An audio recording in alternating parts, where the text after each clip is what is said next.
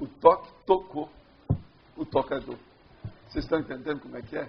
O autor aqui, com todo mundo que fez revisão, e você sabe, a arte média é considerada aqui fora de série. É uma editora fora de série. Tanto que os livros que chegaram, eu fui ver direto lá. Vocês viram que um dia desse estava um carro da arte média aqui.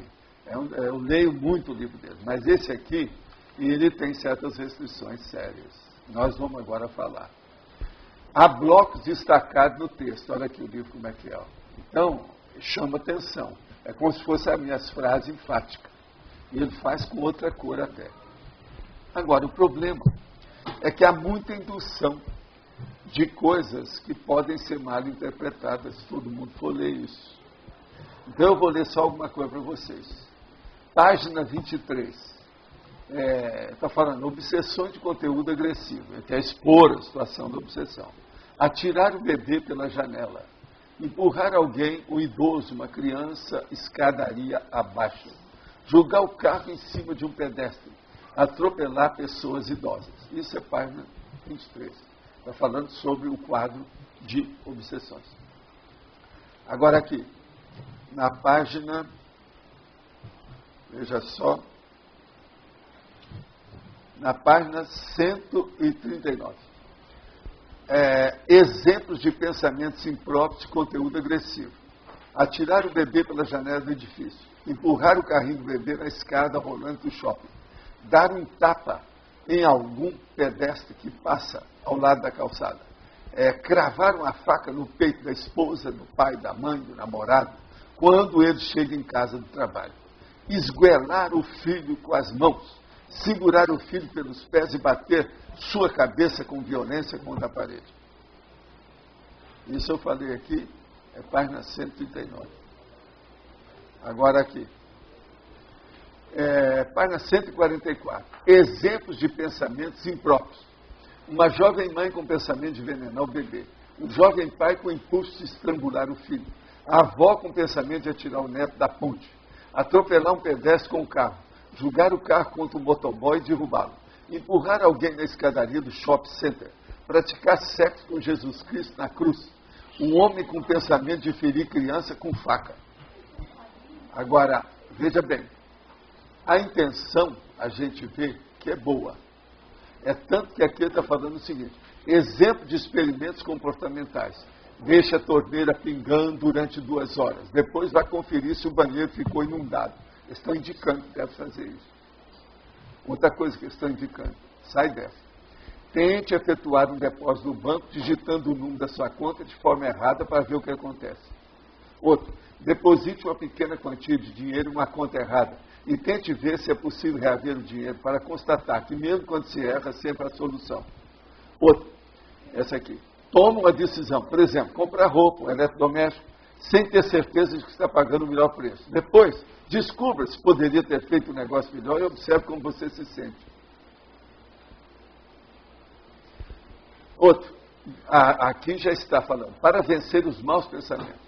Deixar os maus pensamentos simplesmente virem a cabeça, não lutar contra eles e não tentar afetá-los, lembrando que são apenas pensamentos do toque e nada mais. Diminuir a vigilância, procurando não dar importância aos pensamentos ou imagens quando surgir na cabeça. Não ficar vigiando. De modo, minha gente, ele não chegou perto aqui, mas bem perto daquele livro que é Suicide Mode d'Emploi. Quer dizer, suicídio, modo de empregar o suicídio. Como é que uma pessoa suicida? Eu acho perigoso dar isso aqui. É tanto que nesse pseudo-bem nós estamos falando aqui uma coisa muito séria. Olha lá. Principiologia. O princípio de se algo não presta, não adianta fazer maquiagem. Então, vocês pensam bem. Como é? Agora, veja, a intenção a gente nota que é boa, o livro é super técnico, mas o que a materiologia faz com a gente? Vocês estão vendo aí os efeitos do desconhecimento da multidimensionalidade, o problema do pensamento, a indução, a evocação. Por exemplo, ele não entende nada de evocação. Ele está pensando que a pessoa só está evocando os pensamentos dela. Toque, a maioria tem assédio. Vocês estão entendendo por que eu falo que é a doença mais obscura e maior da humanidade é o hétero assédio. Isso é um fato. Indivíduo alto assédio. De modo, minha gente, que a situação é essa. Esse livro, até um certo ponto, é o pseudo bem, tá certo? Ou eu estou exagerado? O que vocês acham? Para quem estuda, vai chegar nisso. Agora, o que é engraçado é que eu fui lá procurar uma coisa e saí com isso. Eu não estava esperando, não estava procurando um livro sobre pseudo bem.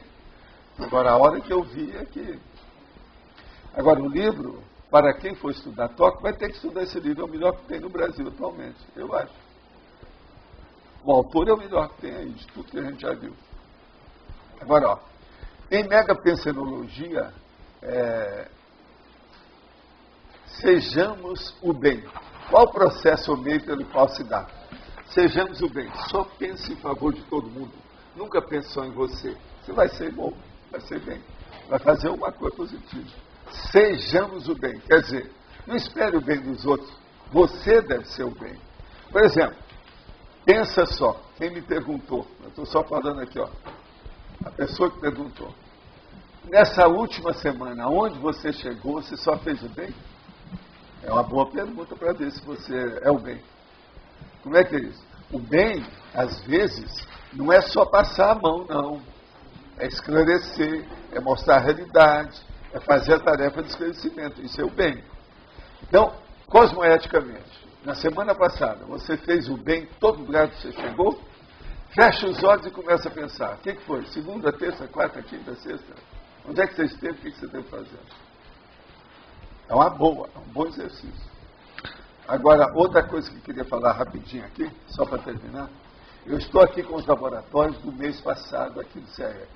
Estado vibracional, 54 experimentos. TENEPS, 26. Pensenologia, 23. Auto-organização, 10. E outros mais. O total foi de 169 experimentos. Tá certo? Acho que é pouco. Quem é que está sem fazer experimento no laboratório há 6 meses? Levanta a mão. Vocês recebam uma cuspida amiga da minha parte. Vamos em frente. Walter, uma questão. Por exemplo, uma pessoa que vai tratar de uma patologia assim, né? Um pesquisador. Sim. Ele mostrou ali a questão dos tipos de pensamento, né, negativos e tal. Como é que ele deveria tratar isso? Ele deve falar, mas nunca registrar e publicar para todo mundo ler. Mas... Isso aí vai ter pessoa que vai comprar esse livro. Vai replicar aquilo. Vai ter pessoa que vai comprar esse livro só para ampliar, o pensamento negativo. É aquilo que você fala, mostra a forma de fazer e tal. Essa é a minha experiência de 60 anos de praia. Mas por exemplo... Vai refinar. Gente, as minhas coisas que eu já escrevi, eu tive que olhar. Eu, com a melhor das boas intenções, uma coisa lá, o cara já interpretou outra coisa. É preciso você ir lá esclarecer tudo, os pingos nos is. Mas Walter, por exemplo, então, no estudo da psiquiatria e tal, você acha que então deveria ser só mesmo... Não, tem um livro do professor e tem um livro do aluno. Eu queria chegar. Então, esse aqui é o livro para todo mundo, eles erraram. Esse livro, se fosse só para psiquiatra, psicólogo, tudo bem. O problema é deles, mas mesmo assim é perigoso. Porque está escrito. Eu tô perguntando... Aqui, isso está escrito. Tem certas coisas que a gente não pode escrever para divulgar, gente. Essas bobagens que acontecem na internet, blog, Orkut, quanta besteira que não tem lá. Aquilo tudo é indução. O que está faltando nesse livro é o professor lembrar da indução. Da indução. Não é só o toque do toquista, é o toque do tocador. Sim. Ele está bancando o tocador. Aquilo que eu falei, o toque pegou o tocador. Consequência daquilo. Entendeu? O toque reverteu. A bala saiu pela culatra. A intenção é boa. Sim, mas... Sabe aquele caso do sacerdote que vai condenar, vai fazer uma catilinária contra o processo da perversão sexual. Então ele começa a falar na perversão com detalhes e com toda a veemência que o negócio todo mundo vai ver porque está melhor que a pornografia. Você está entendendo? O excesso que ele fez, o exagero, a amplitude que ele deu para aquilo. Então, veja, é a mesma coisa. O problema todo é esse. Então, nós temos um limite na questão de divulgação, comunicação e informação. Então, é isso que eu queria entender. Agora, esse limite, mesmo dentro da tecnologia, ele precisa de ser observado. Aí, nesse caso, por exemplo, Pode ser que essa pessoa, ou quem fez, e todos eles, inclusive a editora, está pouco ligando para isso. Eles acham que isso aí é pouco, que isso aí sairia na diurese do processo. Agora, por exemplo, a gente que entende de parapsiquismo e vê como é que é, isso é um fator indutor. E outra coisa, esse livro fica para sempre. Vai ter gente que vai ler isso amanhã. Como é que fica? Há uma indução do processo, querendo ou não. Outra coisa, a pessoa vai ver isso aí e fala assim, não, tem uma opção de gente que pensa assim, então não sou só eu. Eu sou de um partido. Eu sou uma legião. Acabou. Nossa, teve um filme que eu assisti ontem Você entendeu? Tá encaixando direitinho, porque a mulher escreveu sobre serial killer e todos os casos que ela estudou. E aí um serial killer começou a imitar todos os casos. Imitar todos os outros, porque ela está mostrando o que é que deve fazer. É bem isso. Então, mas a minha questão é essa, Valdo, do ponto de vista de pesquisa e ciência. Como é que você, uma vez que o pesquisador lá, estudou lá a patologia, que a gente vai ter aí é uma especialidade. O colégio invisível seria assim, fala tudo entre eles. Mas não escreve nada. Mas não fala tudo para todo mundo. Por isso que o colégio invisível é diferente. É tanto que o Roberto sabe disso. Por isso chama colégio invisível. Entendeu? Aí está faltando colégio invisível. Eles não depuraram o texto. Outra coisa, só de falar de atirar a criança são várias vezes. Eles insistem nisso. Num ângulo, no outro ângulo, no outro ângulo. Por quê? Claro. Por que não falou isso? Não resumiu isso tudo num lugar só para expor? Tudo está destacado. Vai ler o livro aqui, examina, você vai ver. Está tudo aqui super exaltado. Estuda aí que está falando. Não, isso aí com certeza está errado. A minha questão só é isso, do conhecimento dos especialistas, como é que poderiam passar. Conhecimento é uma coisa que a gente não pode sonegar. Não se sonega o conhecimento, tá certo? Mas agora é preciso saber informar, comunicar, divulgar. De que maneira? A divulgação é que é o processo. Agora, um problema desse, eu condeno. Claro. Os meus argumentos são esses que eu estou expondo aqui. A pessoa lá não entende isso. Eles não são culpados, lá no fundo. Não, então, e a intenção não é nem essa, né? Mas faltou visão. O que é que eu falo? Boa vontade, boa intenção, esse mundo está cheio de gente que morre mais cedo, que o cemitério está cheio de gente que morreu mais cedo, morte prematura, divino, boa vontade, boa intenção. O que falta? Discernimento. Discernimento, é distinguir o que presta daquilo que não presta. Aquilo que está excessivo daquilo que é o normal, que está comedido, dentro do... Aí é que está. O processo é comedimento dentro da informação. Saber adequar. Porque, por exemplo, uma das especialidades mais recentes aí que você colocou é a questão da assediologia, né? O estudo do assédio, que é bem delicado para estudar e tem que ter estopo. Tem o assediologia, desassediologia, autoassediologia, heteroassediologia. As derivações disso.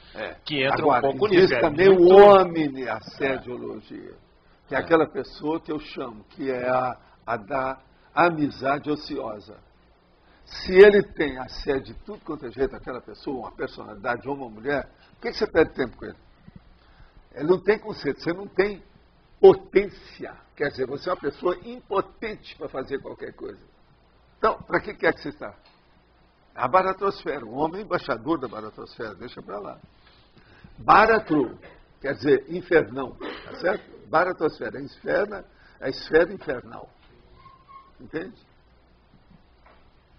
Esse discernimento aí para... Agora, o caso de discernimento, vocês estão começando a ver na prática como é que isso funciona. Assediologia. Então, veja, olha a sutileza da assistência. Esse livro é assistencial. Ele tem esclarecedor. É a tarefa de esclarecimento que o professor está fazendo, mas veja. Faltou isso.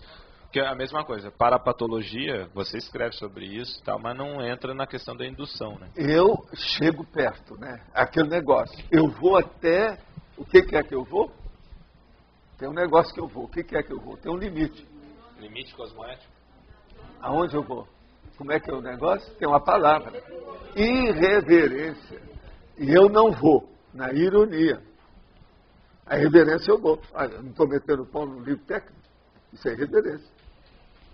Outra coisa, estou falando que é da Rio Grande do Sul, essa arte média, é uma das maiores que tem ali, está falando como é. É a maior.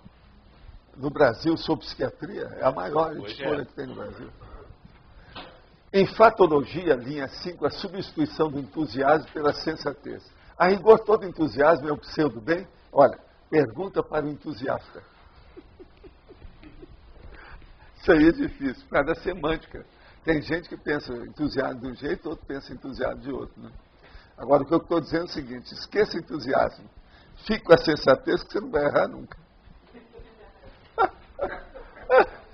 Entende? Aqui, cadê o Mário? Cadê o Mário?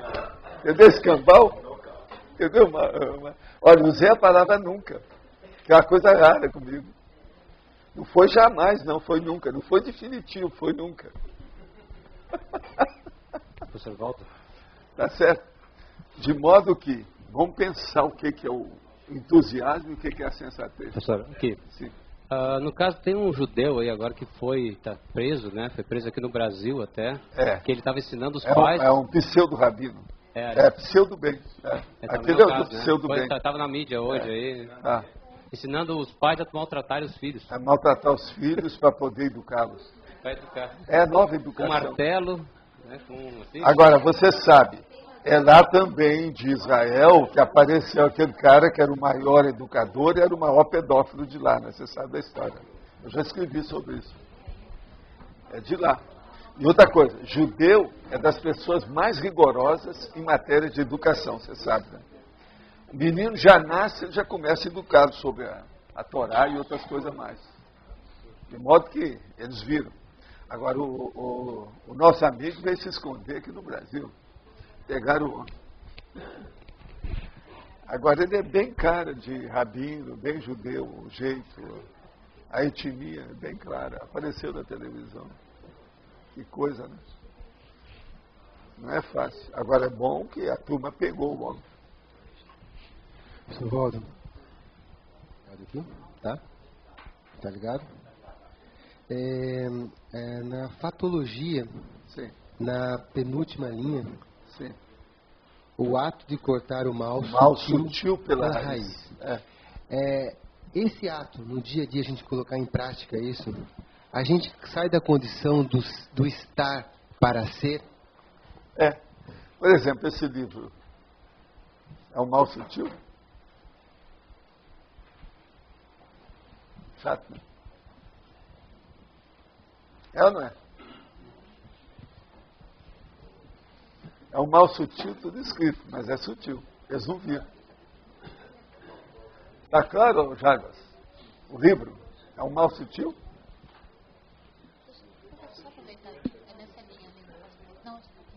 Então, terrível a gente pensar nisso tudo, né? Aí entra o para-direito, entra a cosmoética, entra a para-diplomacia. Todos os paras, né? Parapsiquismo. Vamos parar com isso.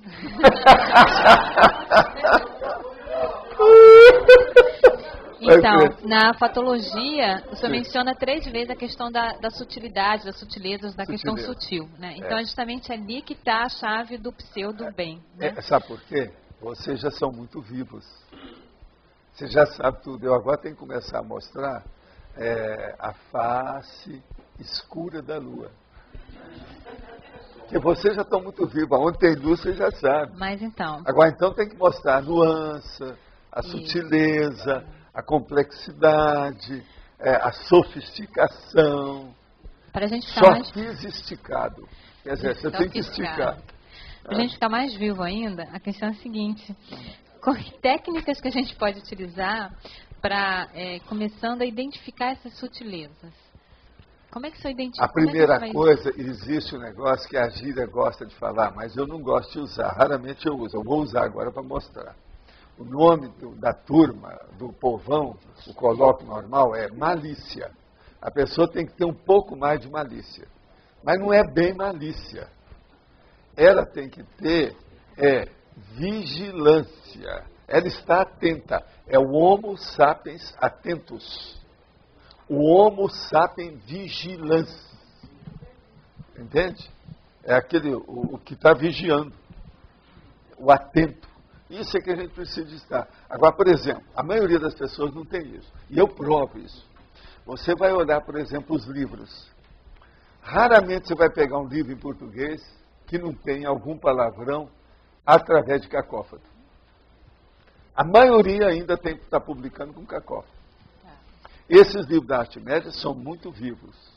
Eu ali olhando, eu já vi um erro de digitação. Só um. Mas eu não li tudo. A coisa que eu li, eu achei só um. Entende? Agora, então, você veja. Mas tem livro aí que tem cacófato de tudo quanto é jeito. No próprio direito ainda tem muito cacófato que estão usando. E tem cacófato, às vezes, pesadinho, no meio. Então você veja, isso é sutileza. Seria uma sutileza da conformática, né? Conformática. Se na conformática é uma coisa que estão exibindo, a coisa ainda tem sutileza, pensa bem nos conteúdos. Pois é. E vocês acham? Não é sério? E aí tem essa postura de estar vigilante, de estar atento. O que mais, professor Valdo? Agora, olhar os detalhes. Tem aquelas pessoas que às vezes falavam para mim, quando eu ia informar estudo, eu levava às vezes a pessoa na minha casa, na minha biblioteca, e começava a instruir aquilo que elas queriam. Passar para elas a minha informação. Não, eu tenho experiência disso nessa área, sim, eu vou te passar. Aí quando eu começava a entrar em detalhe, eu falei assim, mas você, Valdo, você tem um pensamento de muita malícia. Assim, sabe, eu trato de doentes. Você tem que estar pensando em patologia. Aí teve aquela outra pessoa.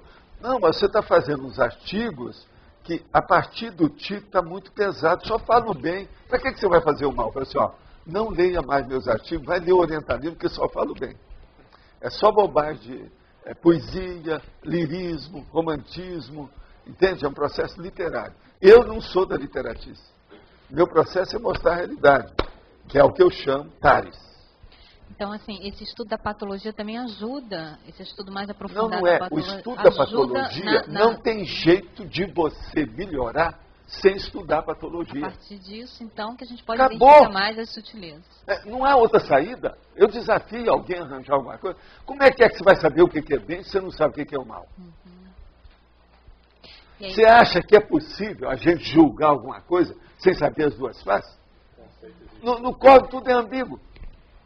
Outra coisa, no código não tem nada simétrico, ainda tem isso. É assimétrico. Como é que fica? Nenhum de nós aqui é igual ao outro. Como é que fica isso? O seu rosto, a face esquerda é diferente da direita. Nós temos uma linha média do corpo. É tudo atrapalhado de um lado do outro. Tem cara que às vezes tem um rim, não é isso? Entende? Por exemplo, os próprios chakras, eles não são colaterais bonitinhos, assimétricos, ou simétricos bonitinhos. Tem dois que são da esquerda. Isso está mexendo com a energia. Como é que é isso? Tá certo? Por exemplo, os dois hemisférios não são iguais. Os dois hemisférios cerebrais. E assim é. Olha aqui, ó, Avino, faz assim com os dois dedos e olha as suas unhas. Você vai ver que a unha do indicador esquerdo é diferente da do direito.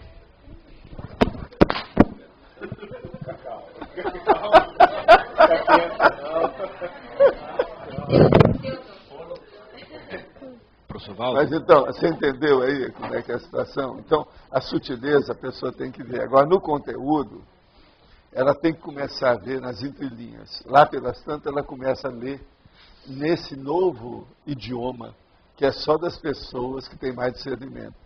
É o entrelinhas. É a pessoa que lê tudo no entrelinhas. Então não é ler só o texto, é ler as pessoas no entrelinhas, ler a coisa. Como é que você lê uma pessoa no entrelinhas? Pelo parapsiquismo. Você vai ver a psicosfera dela. Você vai começar a ver tudo. Esse é o entrelinhas. Você lembra que há muitos anos eu escrevi lá o negócio do entrelinhamento e coloquei no 700 experimentos. Isso desde 94, eu falei mais claro. Dei até curso sobre o processo de entrelinhamento. Entrelinhamento eu falo, o grosso dele, assim, superficial, eu falo até no manual de redação da Conscienciologia. Mas agora o entrelinhamento mostra o que é o processo da sutileza. Agora a sutileza mais profunda, aquela mais profunda mesmo, é só sua.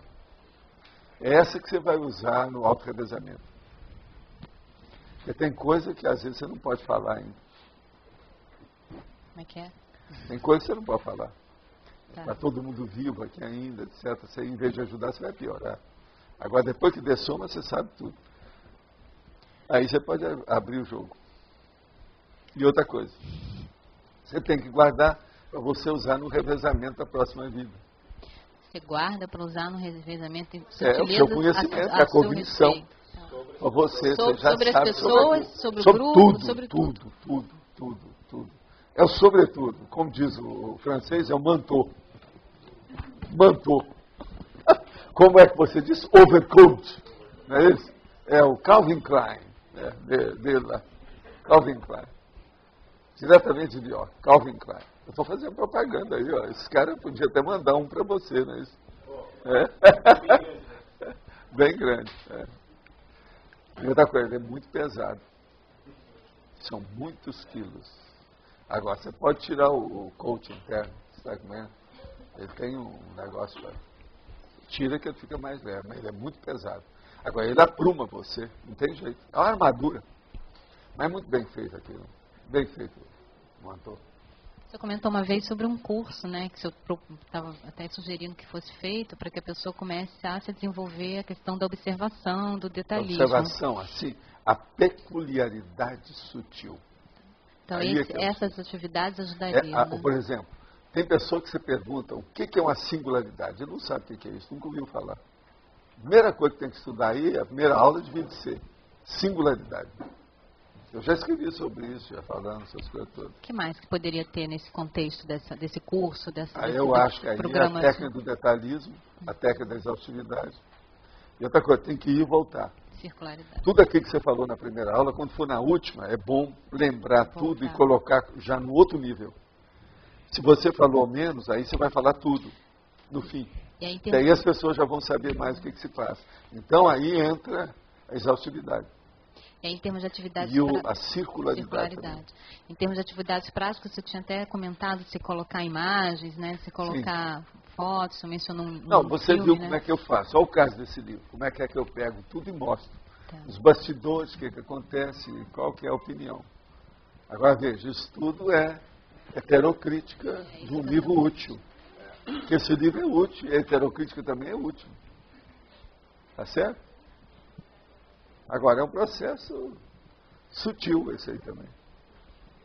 Para essa turma, esse livro é o máximo, não tem nada. Eles não acham, isso não é defeito.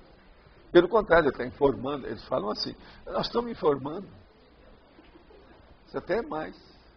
Mas ninguém sabe o que vai acontecer amanhã. Deixa eu fazer uma outra pergunta. Aproveitando a questão da principiologia, o que não presta, não adianta fazer maquiagem. A gente poderia pensar num pseudo-mal também? Ou tem o pseudo-mal. Entende? É aquilo que o bem precisa ser mascarado para que ele seja aceito. Entende? Por exemplo, você vai com uma pessoa para informá-la e ela é mal intencionada. Você pega aquela má intenção dela e até elogia ela e dá uma outra coisa que no fim vai dar uma contraposição. Aquilo vai ajudá-lo. Então veja, é o pseudo bem. Tudo na vida tem essas coisas. Por isso que eu falo, a primeira coisa que tem que ver, qual a intenção da pessoa? A gente tem que pensar nisso. Na hora que você for fazer isso, qual foi a sua real intenção? É aí que nós vamos ver a realidade. A realidade não é fácil. Tem certas realidades que é o que nós estamos falando, ela é sutil demais. Agora, você já deve ter notado que alguns verbetes meus eu já estou começando a mexer nessas nuances da realidade. E se parecem demais, mas são diferentes. Uma outra coisa, uma porção de enfoques, abordagens. Você usa uma palavra, é uma coisa, seja o que for a natureza dessa palavra. Pode ser um substantivo, um adjetivo, um advérbio de modo, pode ser um superlativo, uma palavra só, um vocábulo, um étimo, entendeu? No caso, um grafema ou um fonema. Você fala sobre aquilo, é uma coisa. Mas agora, por exemplo, você pode pegar aquele mesmo assunto e fazer, a partir não daquela palavra, mas uma palavra equivalente, um sinônimo, alguma coisa nesse sentido, e você usar uma expressão dupla. Você vai ver um outro ângulo que não foi falado quando você falou só do vocábulo isolado. Então, veja, a própria forma já encaminha você para aumentar o conteúdo. Entende? Então, lá dentro, aquilo se expande todo, através da porta aqui fora, que é a mesma coisa. Então, pense, um vocábulo e uma expressão composta. A coisa muda. Se vocês pegarem, já tem verbetes assim, aí nesses 875. Esse fenômeno que você está falando, essa questão do vocábulo da expressão composta, se a gente pudesse fazer uma analogia com a questão da pangrafia, isso, o acúmulo dos fenômenos aumenta? Não é só isso. Não faça só na pangrafia. A pangrafia é um aspecto, faça com tudo. É o que eu chamo da omnisíntese. Entende? Omnisíntese. É a cosmossíntese. A cosmossíntese é um monte de coisa que tem. Se você quiser uma hora, eu posso trazer, mas aí são 50 expressões, 60 expressões. Entendeu? Agora, já tem muita coisa de cosmossíntese no nosso material. Por exemplo, a cosmovisiologia, a cosmovisão lá do Roberto, a cosmoconsciência, a holomnemônica, a holobiografia, entendeu? Isso tudo está dentro desse processo da omnisciência. Então, tudo caminha para a omnisciência. Então, por exemplo, qual a diferença do pré-serenão vulgar com a consciência livre? Consciência livre é o atacadismo do macro. Agora, a consim, aí, é o ambulante da rua. Você entendeu? O ambulante? O ambulante vai lá e faz uma mesinha com as coisas e começa a vender. O nome é camelô. Então, agora, o que é que se passa? E do outro lado tem a consciência. Ela tem o macro. Você está entendendo? Então, veja, a extensão do processo. Agora, veja, eu pergunto, quem é que é mais que ainda é camelô aqui, que ainda não é macro? Vamos ver. Isso é a holobiografia, o processo dos dicionários cerebrais. Vamos ver os dicionários cerebrais. Está entendendo? Então, nós temos aqui na CCCI um camelódromo ainda. Então, vamos ampliar esses cursos, inclusive lá, esse que você está fazendo lá, ó, que é muito sério dela. Viu? É bom vocês até estudarem, aqueles que se interessarem, que isso aqui, ó, foi devido a uma conversa minha aqui, eles já estão fazendo. A lista dos especialistas da CCCI. Eles já começaram a fazer, já fizeram experimento, fazem sorteio, tipo, quase com eleição, não é isso? O negócio é muito sério. Agora, ó, eu indicaria e recomendaria para a maioria participar disso aqui. Sabe por quê? Vai identificar qual é o seu trafor, o mega, seu, todo mundo. Às vezes a pessoa lá já provou que tem gente que pensa que tem um trafor, no entanto é outro que é muito maior do que aquilo, né? E ela não sabe. Por isso que é muito importante dar o diagnóstico para vocês. Viu, traforistas? Tá certo? Valdo. Isso é muito sério. Em relação a isso daí... Você já foi ver isso? Ainda não, mas a Cristiane vai mostrar. Seria bom você ir lá. Isso. A gente tem conversado aí com diversas pessoas sobre a importância aí dessa iniciativa. Sim. E as pessoas em geral perguntam, mas como é que eu faço para saber qual é o meu foco, qual é a minha especialidade? Então, começa vendo qual o seu talento, qual o seu potencial, qual o seu perfil. Afinal de contas, que droga que você é? O negócio é esse. Tem que ir lá, gente. Isso é ideal. Agora, veja, eu falei, ela logo tomou iniciativa, já fez. Nós temos aqui já experimento, ó, tem várias páginas com os detalhes de tudo que fizeram. Agora, o que eu desejaria é o seguinte, eu estou repetindo aqui, falando de novo, porque eu não falei isso à toa. Isso é a recomendação do numerador para mim. Fala com eles para ver. Sabe por quê? Eles estão vendo que muita gente fez curso intermissivo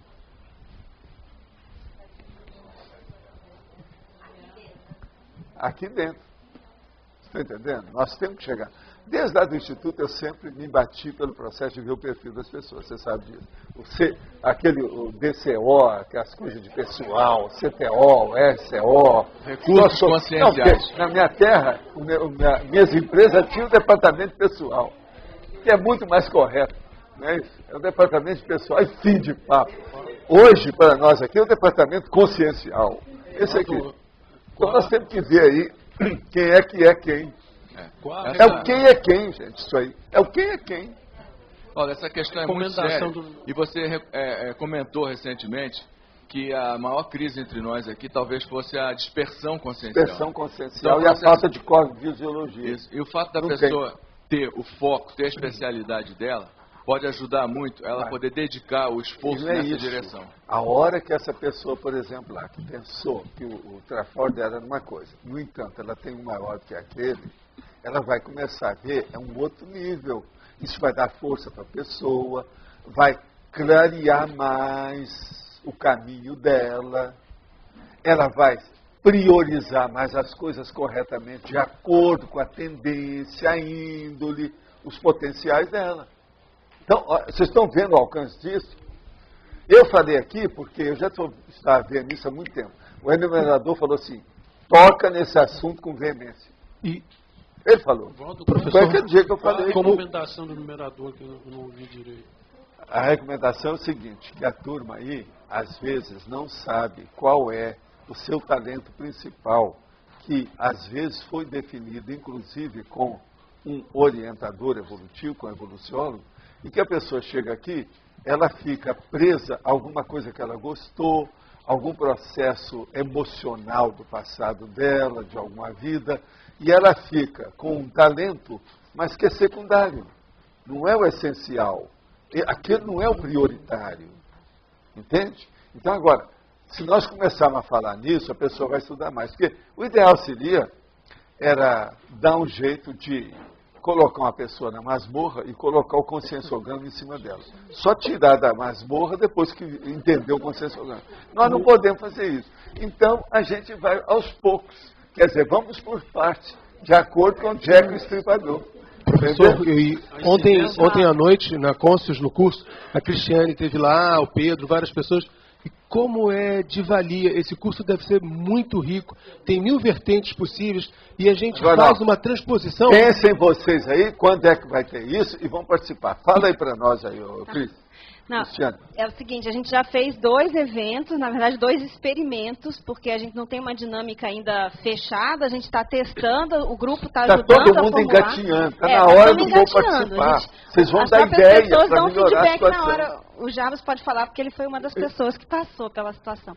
E então a gente está fazendo outra coisa, experimento. Você está inteiro ali, né, Javas? Não, você fica muito mais íntegro, muito mais... Não, foi lá e saiu bem, cara, está inteiro. É importante comentar assim, ainda não é de nenhum IC, na verdade, de explicar. É porque o professor Valdo pediu a lista de especialistas.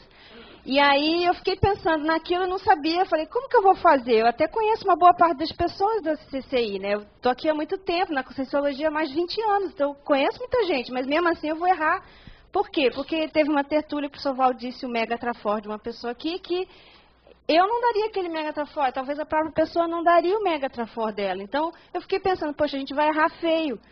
E aí eu pensei que se a gente pudesse fazer um trabalho de grupo em que as pessoas pudessem dar um feedback para a pessoa sobre o Mega Trafford dela e ela define qual é o Mega Trafford dela. Ela é que entende mais das minhas equipes de trabalho. Nós estamos 51 atualmente. 51, é. Ela que entende mais, ela que está fazendo isso desde que tinha 7. Lembra? 7 aqui, isso mesmo. Mas quantos anos nós estamos mexendo nisso? Quantos logo que você chegou aqui? Faz 8 anos. 8 anos. E aí eu fiquei pensando, bom, poderíamos fazer uma dinâmica para pensar como que o grupo poderia dar esse feedback para as pessoas, né? Ajudar o grupo, ajudar a pessoa ajuda o grupo, né? Então a ideia do crescimento, né, em grupo.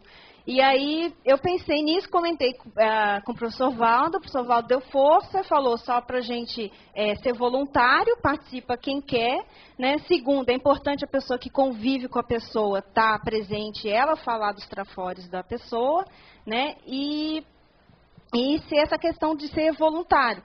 E aí, eu fiquei pensando nisso, comentei com o Pedro, aí fizemos um primeiro experimento no curso para semiologia, no sábado passado, então já sorteamos uma pessoa, ela foi lá sorteada e comentou dos trafores dela, e o grupo ajudou a selecionar, na verdade ela deu um Mega Trafor, e o grupo achou que era outro, ela ponderou, reconsiderou e colocou isso é que é o Mega Trafor dela outro. Já descobriram isso logo de cara. E o segundo experimento foi ontem na Côncios. Veja, a pessoa é ignorante daquilo que ela tem de mais precioso. Você está entendendo, não?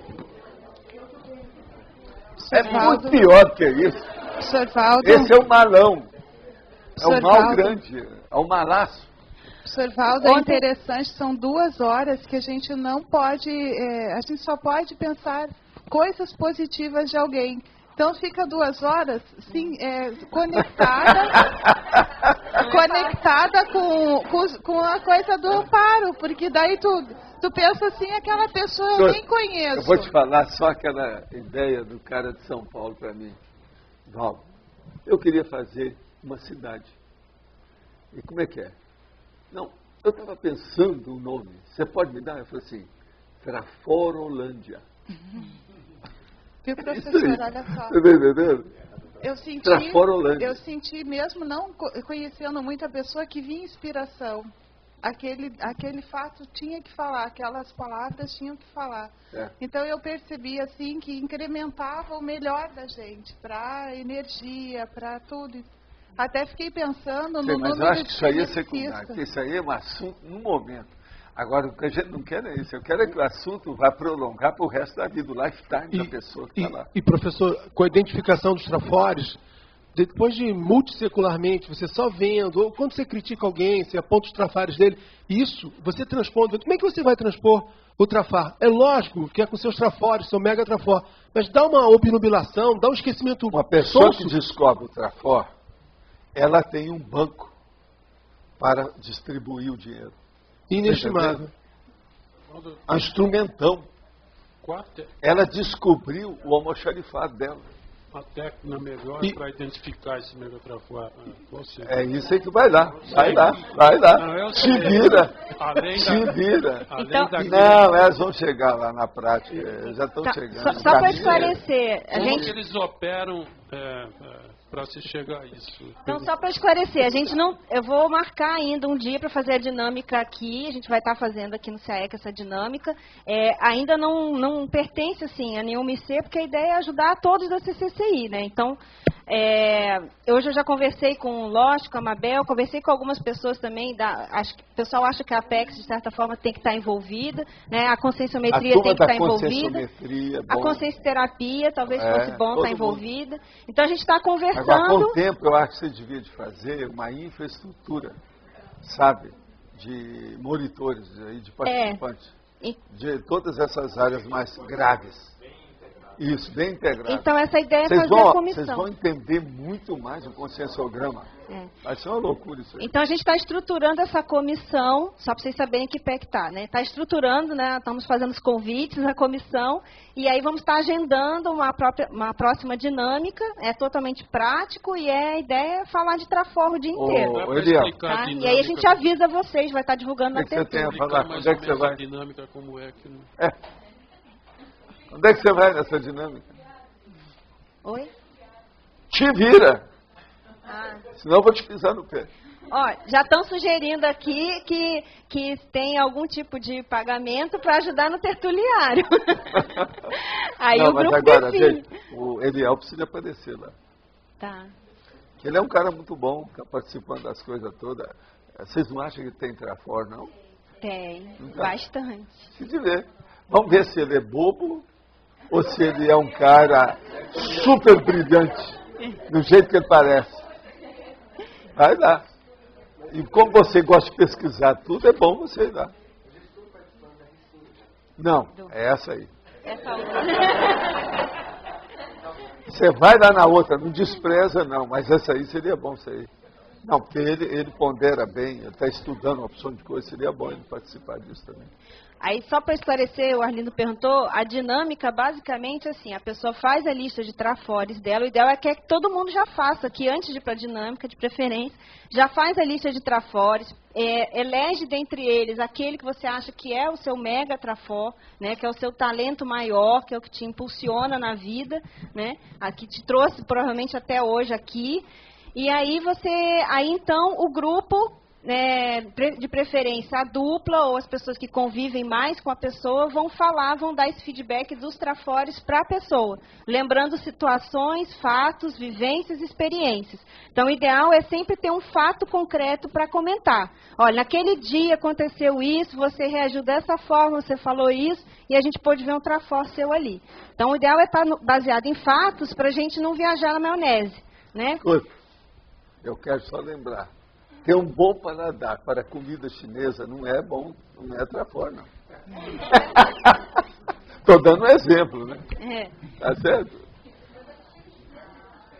Não, ter um bom paladar para comida chinesa não é Trafor. Isso está na cara, pô, besteira. Não vem com essa, né? É óbvio. Ululante. Tá aqui. Tá babando a gravata. É isso? Aí depois de feito então essa lista, aí as pessoas que convivem com ela dão um feedback para ela e quem quiser se manifestar, mas sempre lembrando de alguma ocorrência, algum fato, também pode se manifestar livremente e a pessoa no fim ela comenta então os seus trafores e qual que ela acha que é o mega trafor dela. E a gente pergunta também qual especialidade da conscienciologia ela se encaixaria. Se ela já tem essa ideia, já tem alguma noção da onde ela estaria, principalmente, né, inserida. Conclusão. Mais um desafio foi jogado na praça. Mais um curso para mexer com a gente. Professor Valdo? Os terapeutas que não entendem de desassédio e bioenergética atrapalham mais do que ajudam? Não, eles ajudam mais do que atrapalham. Calma. Qual é a relação do pseudo-bem com a tarefa da consolação? Olha, a pseudo-bem é o seguinte, a tarefa da consolação é aquela pessoa, como eu falo, que em vez de dar os 2 pés de sapato, dá só o esquerdo. Isso é a consolação. Tá certo? Então nós poderíamos falar que é um semi-bem. Então, é aquele negócio, tem lá a sujeira cheia de mosquito. A pessoa vai, não, vamos limpar. E arejou tudo e tirou os mosquitos, mas não tirou a sujeira. No outro dia, aparece tudo de novo. Então, veja, essa TACOM é pseudo-bem? Está claro? Então, essa é a relação. Professor Valdo. A tarefa da consolação tem muito pseudo-bem. Outra coisa. Quando a Igreja Católica, ou o movimento espírita, ou mesmo uma igreja evangélica, eles arranjam uma escola e começam a ensinar tudo para doutrinar as pessoas, é pseudo-bem? Estão ajudando a educação, é pseudo-bem? Vocês estão começando a entender? A hora, por exemplo, que o Supremo Tribunal Federal, do jurisconsulto do Brasil, o Supremo, o teto, o ápice, o apogeu da jurisprudência brasileira, coloca lá um crucifixo em cima do principal presidente na parede, sendo que o Estado é laico, isso é pseudo-bem? Pseudo-bem da jurisprudência. Tá certo? E por aí nós temos em um monte de lugar. Agora, eu estou falando da jurisprudência porque se a jurisprudência falha, tudo mais falha embaixo. É o que está acontecendo no Brasil. Hoje já tem juiz que estão na cadeia. Parece que tem que mandar mais gente, né? Estão falando disso. O Lalau está fora. Tá Lalau já saiu? Está solto. Mas é muito dinheiro, né? 165 milhões, não é isso? É muito dinheiro. Deve ter comprado muita gente. Opa, tô bom, professor. Professor Valdo, aqui na fatologia, no final da segunda linha, sim, tem o bem para a pessoa despreparada pode ser o mal. O senhor poderia citar exemplos disso? Sim. Por exemplo, o cara chegou para você e pediu 5 mil reais. Você deu 50 mil. Ele estava despreparado para aquilo, fez farra, pegou a AIDS e morreu. Não, eu estou falando assim, aqui, crônica rápida, tipo Dalton Trevisan. Não é isso? Uma crônica rápida. Não é isso?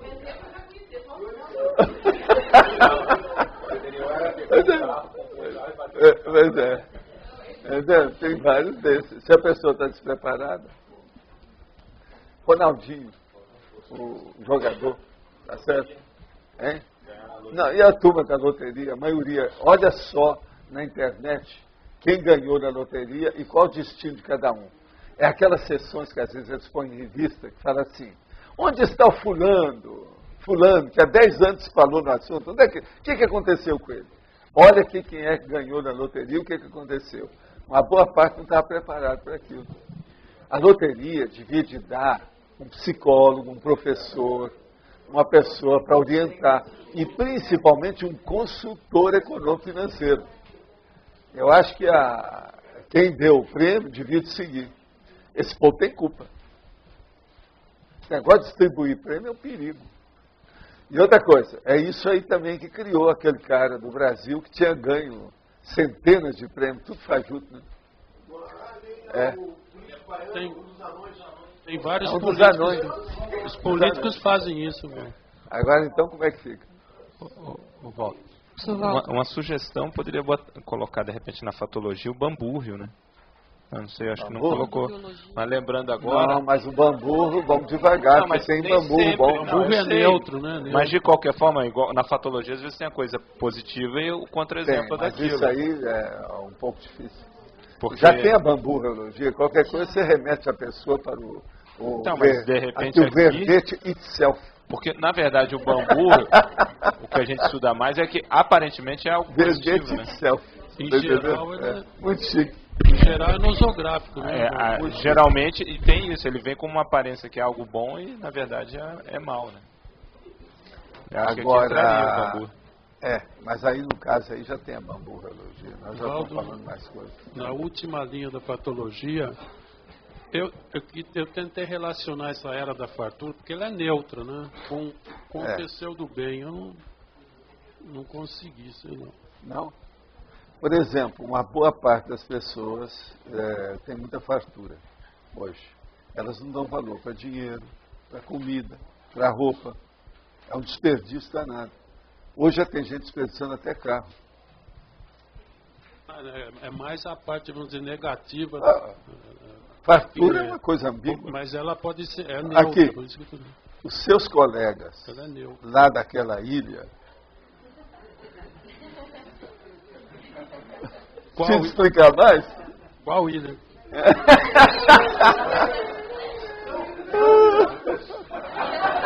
São várias. Mas olha, os sicilianos são cheios de dinheiro. Delas, né? Você sabia que os mafiosos de New York só andam de limusine?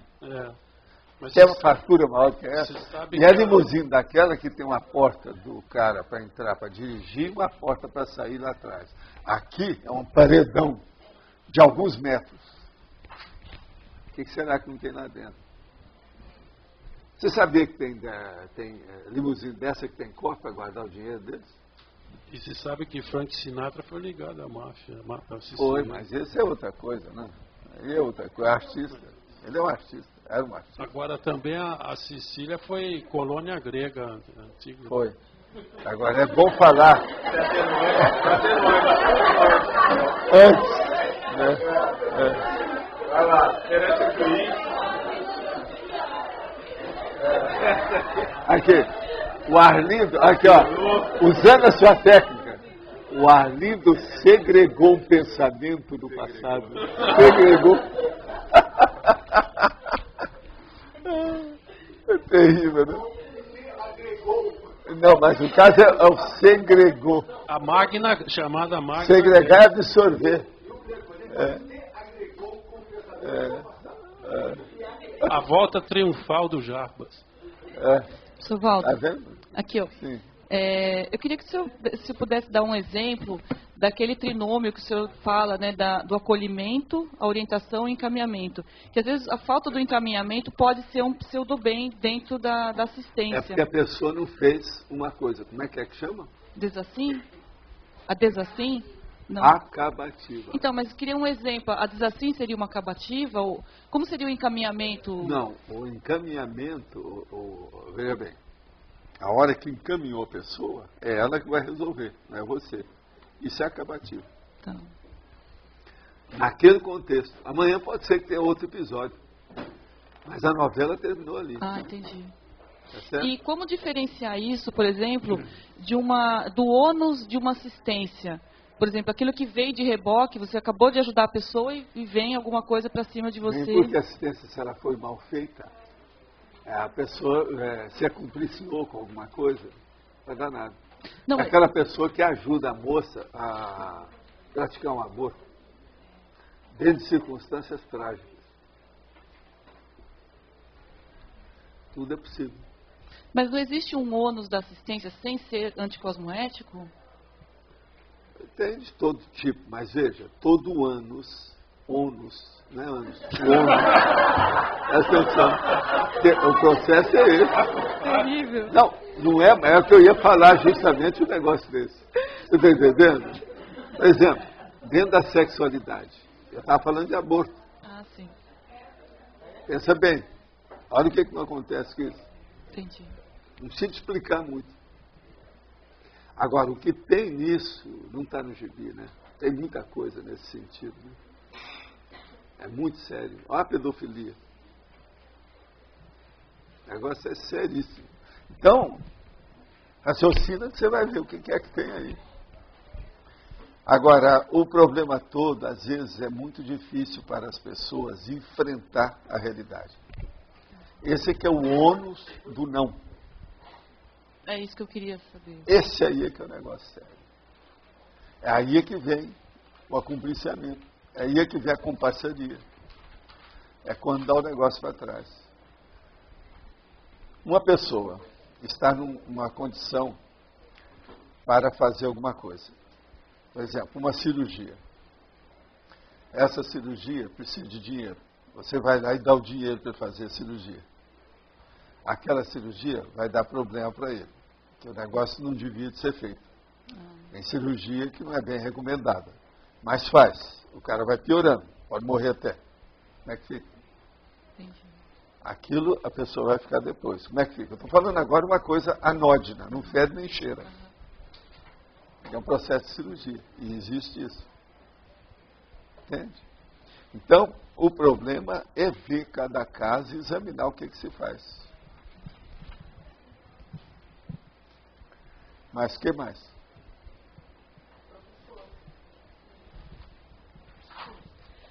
O pseudo-bem tem uma relação muito estreita com as interprisões grupocármicas? Não tem assim, porque ele é mais superficial, né? As interprisões é o mal real, é frontal, de impacto. Isso é que dá interprisão. O pseudo-bem mostra ingenuidade, mostra inexperiência, mostra imaturidade, mostra pouca leitura, pouca vivência. O pseudo-bem. Está entendendo? Estou entendendo. Então, ele é mais superficial. Agora, a interprisão entra a coisa carregada, difícil, complexa, sofisticada. Entende? Por exemplo, o pseudo-bem não vai ocorrer com a pessoa que organizou uma quadrilha ou com um mastermind de um dolo, de um crime. O mastermind, quer dizer, entende, o autor intelectual de alguma coisa. Isso não é o pseudo-bem, é o mal declarado, que a intenção foi declarada. Entende? Entendo. O mastermind não comete pseudo-bem. É de caso esse que nós estamos falando, o marginal. Ele comete o mal frontal mesmo, e sem problema explícito. Mas o pseudo-bem, ele pode levar à interprisão grupocármica. Entende? Por exemplo, vamos só pensar. Em tese, a dogmática é um pseudo-bem? Então, todo mundo que está na religião desses insistentes,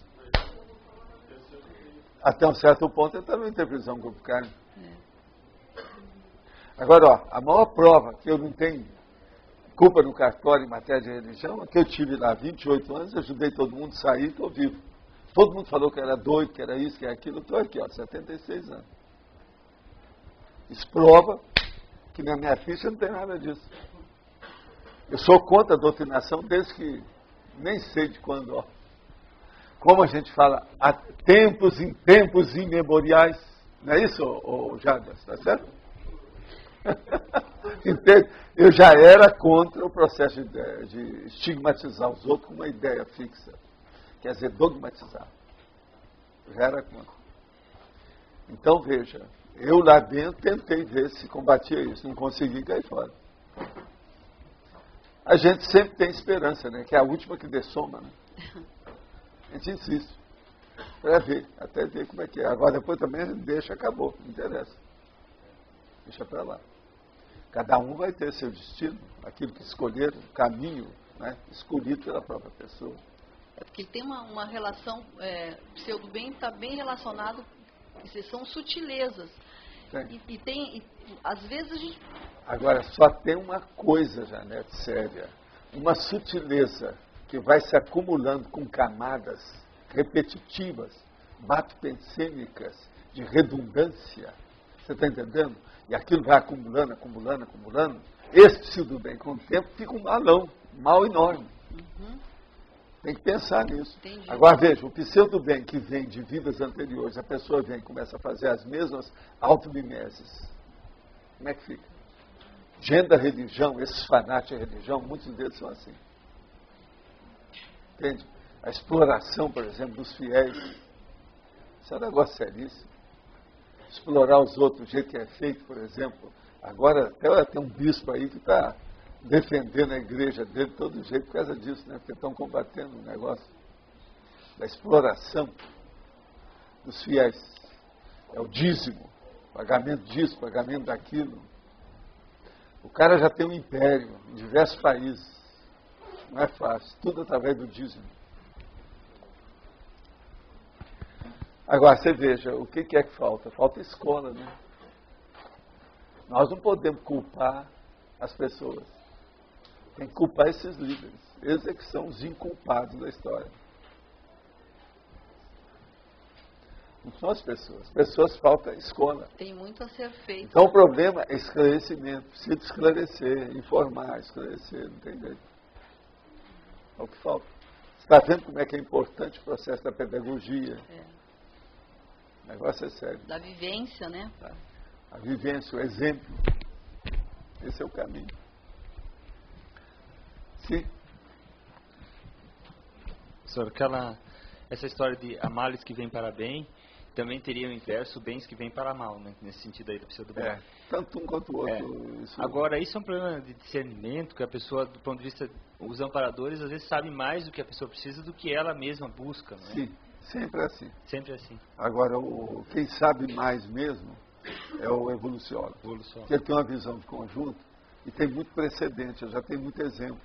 Então ele faz a comparação dele é superior a qualquer uma que a gente imaginar. Para nós tudo isso é inimaginável.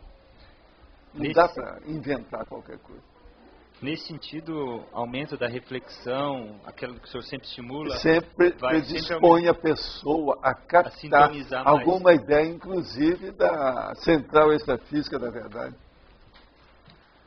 Por exemplo, uma pessoa que é desacisada, desassossegada, dispersiva, vamos dizer, que ela vive num formigueiro, não tem jeito ela acessar nenhuma central extrafísica. Não tem jeito, nem de energia, nada. Entende? Ela está atormentada. Não dá. Dá para dizer, dá para generalizar, então, se a pessoa está vivenciando muita ansiedade, muito esse desassossego aí, ela não está sintonizando. Dá para dizer que ela não dá para confiar no que ela está sintonizando de ideia. É melhor ela estar num estado mais de acalmia para depois ela poder dizer o que ela quer, o que ela não quer. Tem certas horas que você não pode conversar com a pessoa. O acesso, o enfoque, entende? A abordagem. Tem que escolher, né? É a hora certa. Eu, às vezes, espero meses, anos, para falar alguma coisa com a pessoa. Porque eu sei, se a gente falar, vai acontecer aquilo que eu errei no passado com aquela outra pessoa, que aconteceu mais ou menos a mesma coisa. Eu não vou repetir isso. Então, o negócio é ter muita paciência. A paciência faz parte desse serviço todo. A melhor pessoa para ajudar os outros, além de ser aquela que seja generosa, é uma pessoa paciente, para entender o assistido. Essa paciência para entender o assistido é muito séria.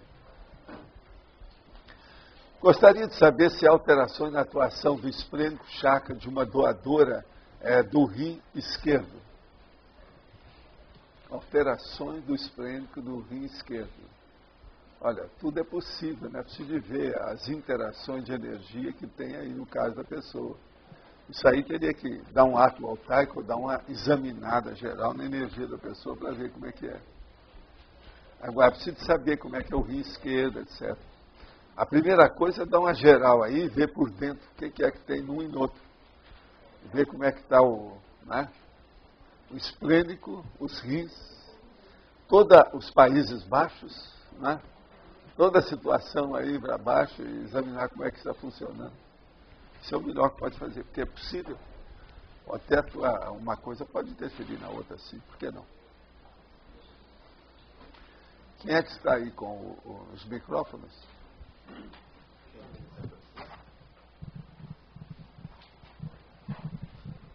Valdo, quando existe uma terapia de choque aí, que você mesmo aplica, se ela deu errada, ela se transforma num pseudo erro, né?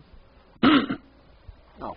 A gente é o seguinte, você tem que fazer uma ajuda, tá certo? Essa ajuda, às vezes, você tem que esperar. Agora, durante aquela espera, o negócio deu para trás e piorou tudo, isso já mostra que você estava assistido. Não era a hora de você ter entrado mesmo, senão poderia até piorar mais. E outra coisa, você poderia até ser cúmplice de alguma coisa que podia ter acontecido. Então, essas coisas tem que ir com calma. Às vezes não é pseudo bem, não. Às vezes é discernimento. Mas uma vez você falou que às vezes você... Sim, depende do caso, mas eu estou vendo, estou mostrando a outra face da moeda para você. Às vezes é discernimento, vai com calma.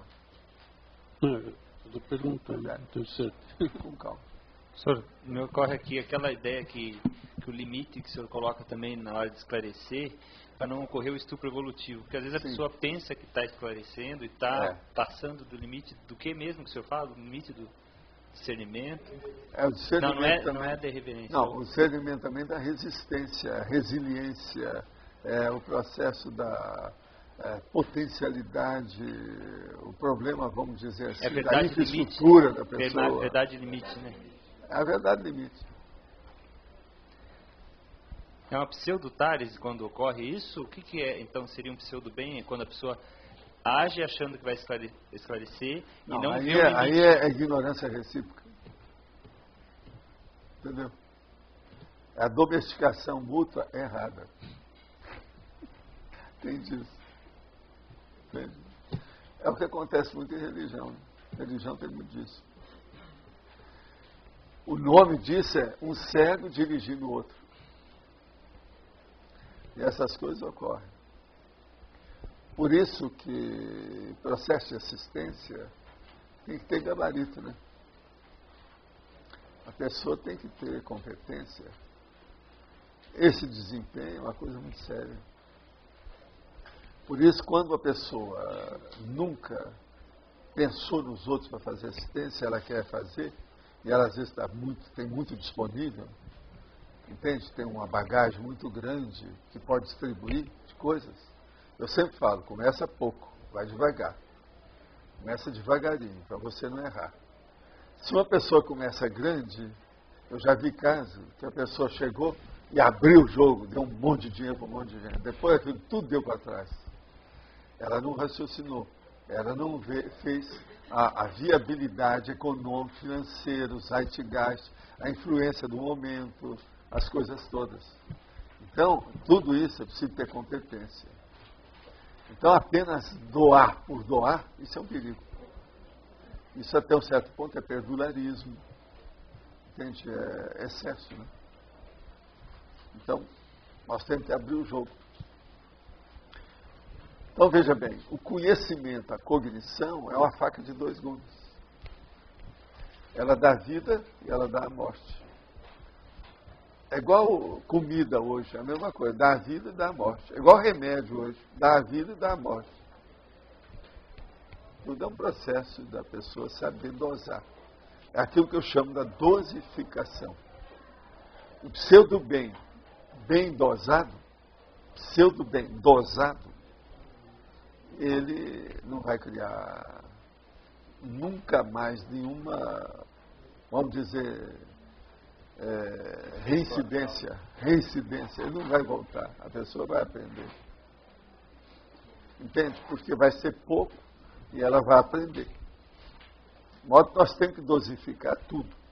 Agora, no início, a pessoa está começando a engatinhar, está começando a trabalhar, ela deve ir apalpando o terreno para ver onde ela passa, porque ela é nova. Não adianta ter muito recurso. As pessoas se enganam. Uma pessoa que tem muito dinheiro pode ajudar muita gente. Devagar com andor, não é bem assim. Vamos com calma. Que pode afundar muita gente. Mas fala. Na taxologia, a parte o item do requinte, o limiar entre a busca pela qualidade ali e a questão do requinte. E algumas vezes pode haver um limiar mais sutil aí nesse sentido. Você já olhou a minha casa, né? Você vive olhando tudo que a gente tem plantado, as coisas que eu tenho aí. Você acha que a minha casa é requintada? Você acha que eu tenho todos os instrumentos que eu preciso para trabalhar como eu trabalho? Não há requinte. Mas ela é super técnica e eficaz. A eficácia seria ela é fisiológica, ela é eficaz, ela corresponde àquilo que eu preciso. Minha casa é um exemplo disso. Tem gente que chega aqui e fala assim, onde é que ele mora? Eles não veem que ali tem uma casa.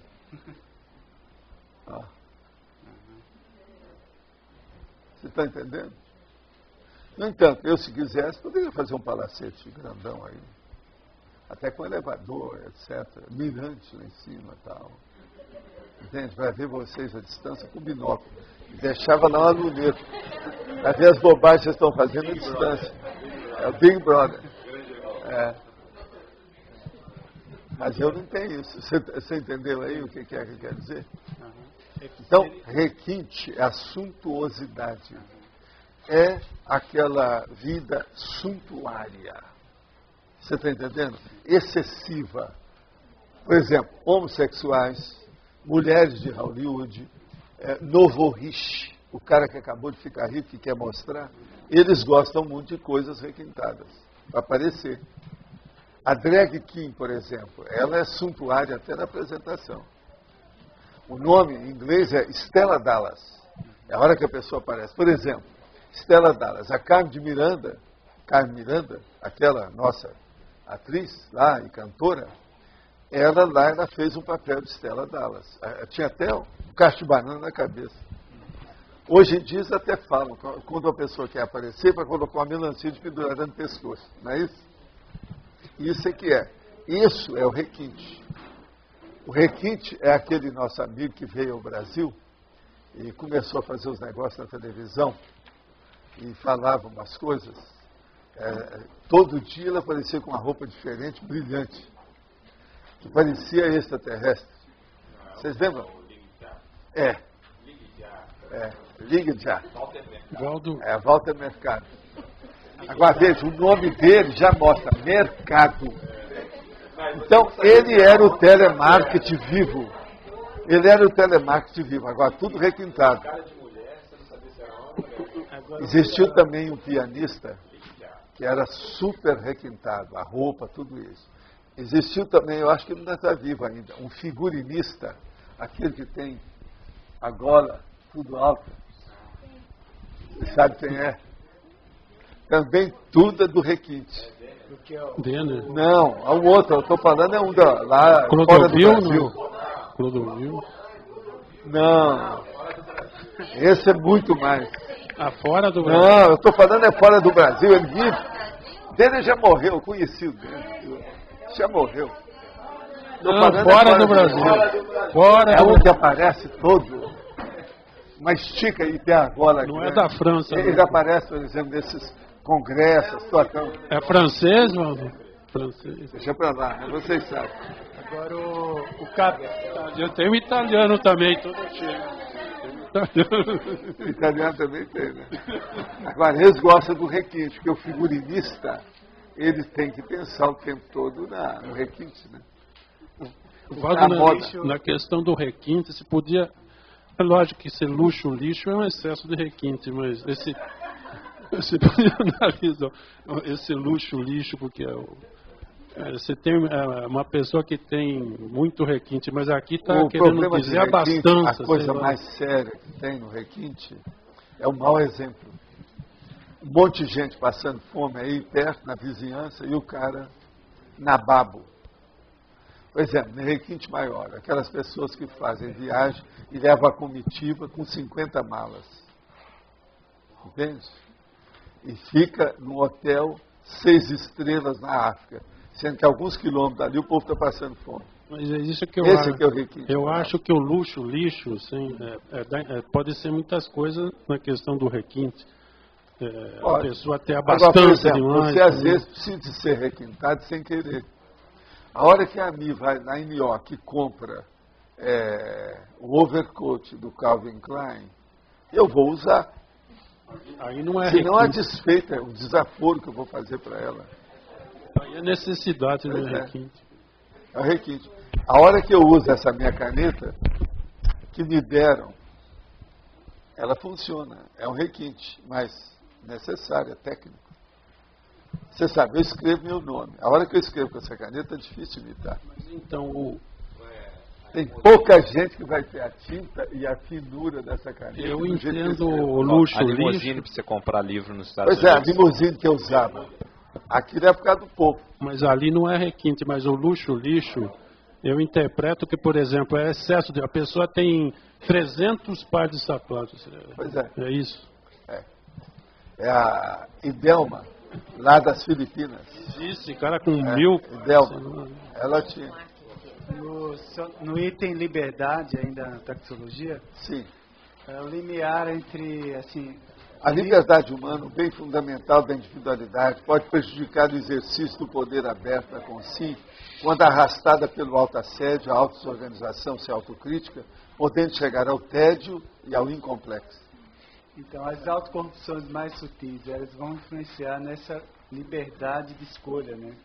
Isso aí, assim, isso seria uma das principais causas de desvio, nesse sentido aí? Uma pessoa que tem mais poder, mesmo que seja só poder econômico, ela pode ter um desvio maior do que o outro.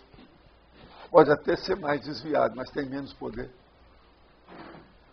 Então, isso tudo a gente tem que mostrar, é o processo da liberdade. Entendeu? É duro. Caberia colocar na síndromologia a síndrome do infantilismo? Pode pôr. Vocês acham que estão de acordo? Ô, Rosa, na mão da artista. Um mastermind do tipo desse que tem por aí na política, na magistratura mercantil, na filantropia e na área de negócio, é um especialista em difusão de pseudo-bem?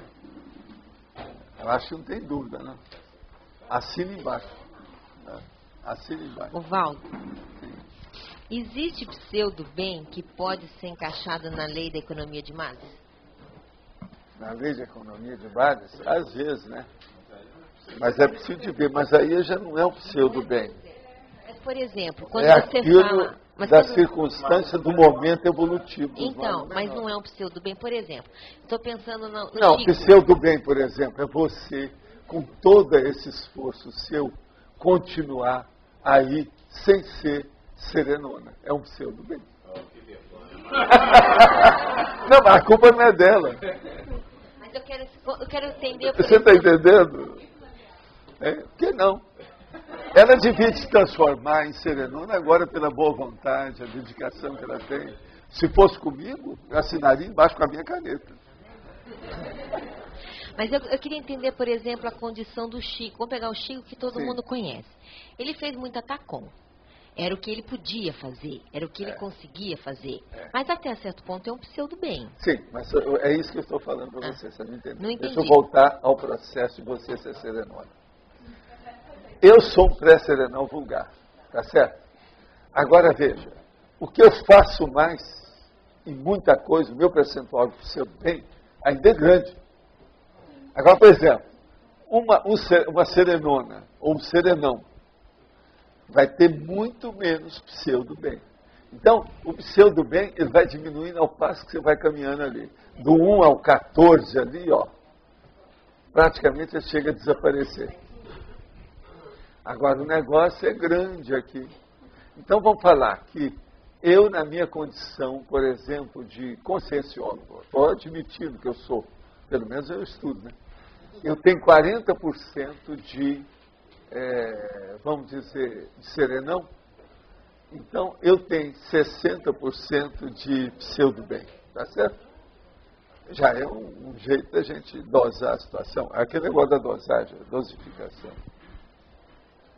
Tá Outra certo? pergunta. Então, eu tenho mais pseudo-bem do que bem. Tá certo? Até um certo ponto é isso mesmo. Então, pseudo-bem... Agora, veja, uma das coisas que eu acho pior no pseudo-bem não é isso, não. Quantas vezes eu sou obrigado a comer, ir ao banheiro, tomar banho, tomar conta do corpo? Até que ponto que isso é um pseudo-bem? Eu podia estar dedicando esse meu tempo, a minha energia, minhas coisas, em ajudar os outros mais. No entanto, estou ajudando a mim mesmo através do meu corpo.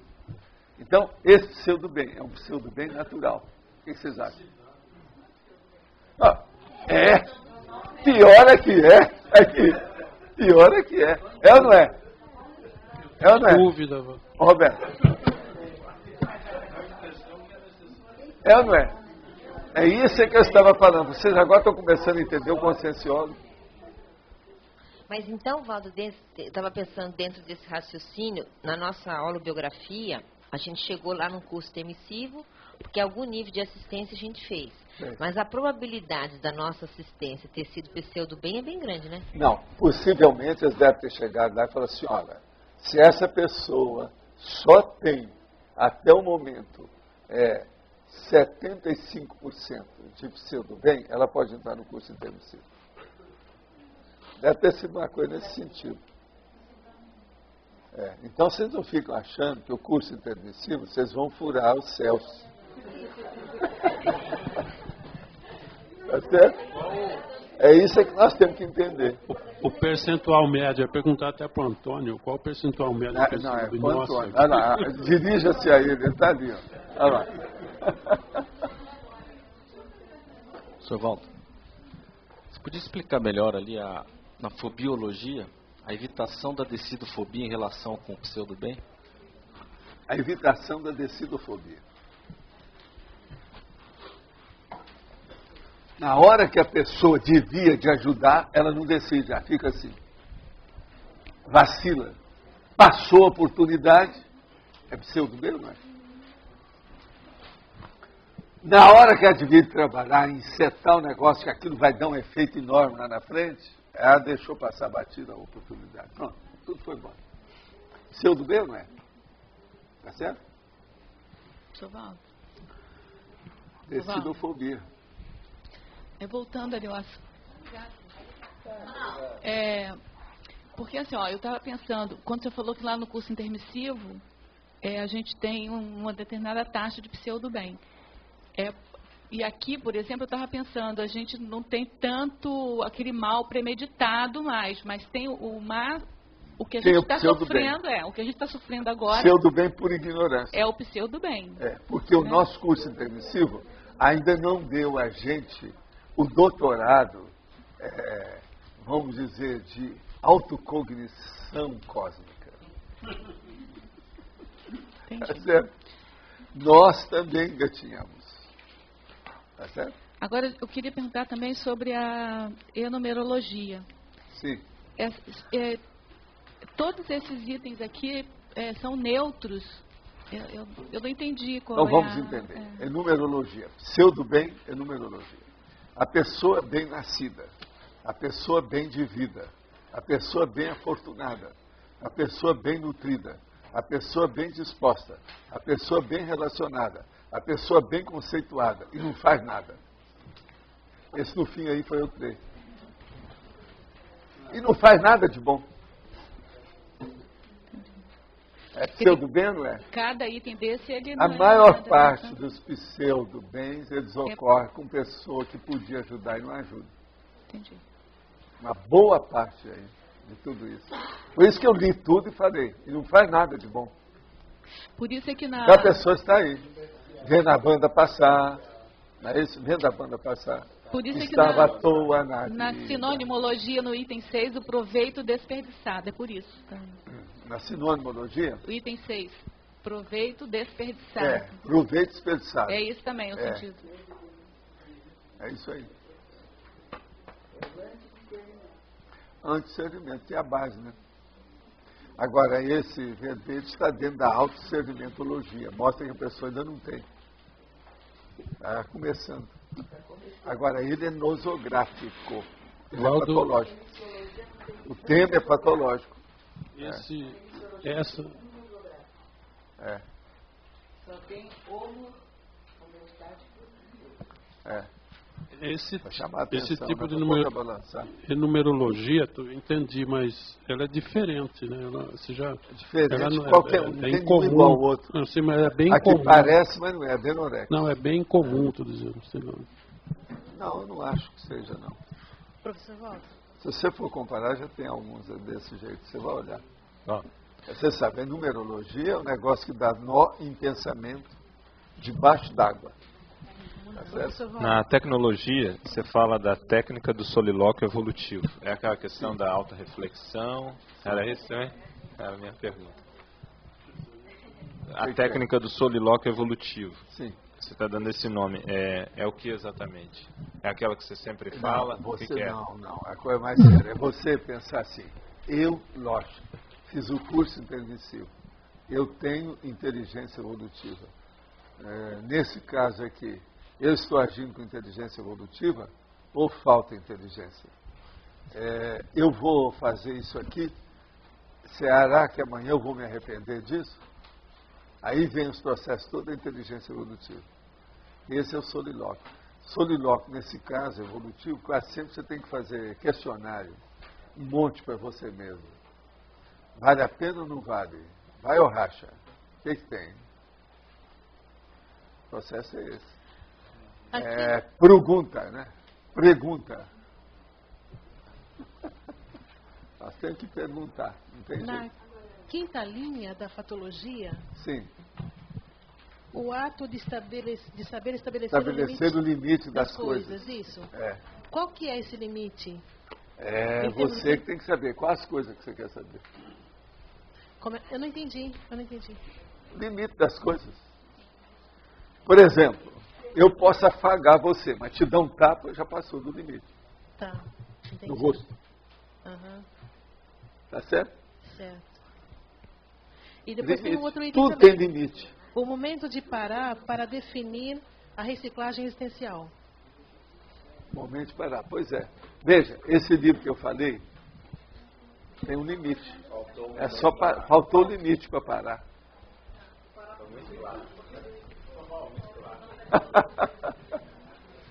Faltou isso. Eu queria falar ainda no solilóquio evolutivo, Sim. Que a gente poderia usar como parâmetro uma situação de vida que a gente tem certeza que usou inteligência evolutiva e ver as similaridades entre a situação nova e aquela outra.